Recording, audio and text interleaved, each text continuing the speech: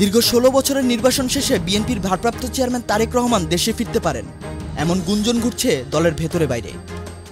সপ্তম জাতীয় কাউন্সিলকে সামনে রেখে তিনি দেশে ফেরার পরিকল্পনা করছেন বলেই আলোচনায় রয়েছে বিএনপি। নীতি নির্ধারকরা চাইছেন তার দেশে ফেরার ১ মাসের মধ্যেই জাতীয় কাউন্সিল সম্পন্ন করতে। জাতীয় কাউন্সিল হলো দলের শীর্ষস্থানীয় নীতি নির্ধারণী সংস্থা ও প্যানেলের নেতাদের নির্বাচন করার অনুষ্ঠান। সপ্তম জাতীয় কাউন্সিলকে মাথায় রেখে আগামী বছরের মাঝামাঝি সময়ে কাউন্সিল আয়োজনের প্রস্তুতি নিচ্ছে বিএনপির হাইকমান্ড। সবকিছু ঠিক থাকলে শিগগিরই আনুষ্ঠানিকভাবে দিনক্ষণ ঘোষণা হতে পারে।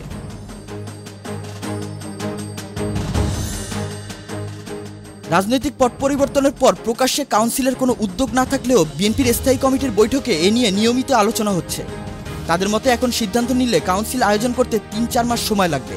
তাছাড়া তারেক রহমানের দেশে ফেরার বিষয়টিও সময় সাপেক্ষ। কেউ কেউ বলছেন নির্বাচনের আগ মুহূর্তে এখনই কাউন্সিল করলে নেতৃত্বের কোন্দল মাথাচাড়া দিয়ে উঠতে পারে, যার প্রভাব পড়তে পারে জাতীয় সংসদ নির্বাচনের ওপর।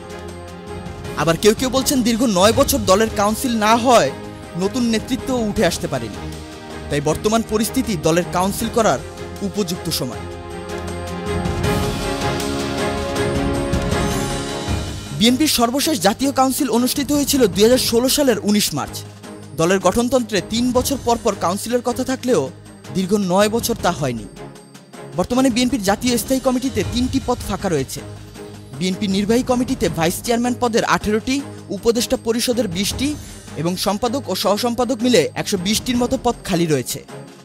এছাড়া গঠনতন্ত্রে বিষয়ভিত্তিক ২৬টি উপকমিটি করার কথা থাকলেও ৯ বছরে মাত্র ২টি গঠন করা হয়েছে। গবেষণা ও তথ্য উপাত্ত সংগ্রহে ঘাটতির কারণে বিভিন্ন গুরুত্বপূর্ণ ইস্যুতে দল বেকায়দায় পড়েছে বলে স্বীকার করছেন অনেকে। সব মিলিয়ে বিএনপির সপ্তম জাতীয় কাউন্সিলকে ঘিরে উত্তেজনা বাড়ছে। দলের ভেতরে নানা মত থাকলেও অধিকাংশ নেতাই মনে করেন তারেক রহমান দেশে ফিরলেই দ্রুত কাউন্সিল হবে। নেতাকর্মীরা প্রত্যাশা করছেন এই কাউন্সিলের মধ্য দিয়েই সাংগঠনিক অচলাবস্থা কাটিয়ে নতুন নেতৃত্বের উত্থান ঘটবে।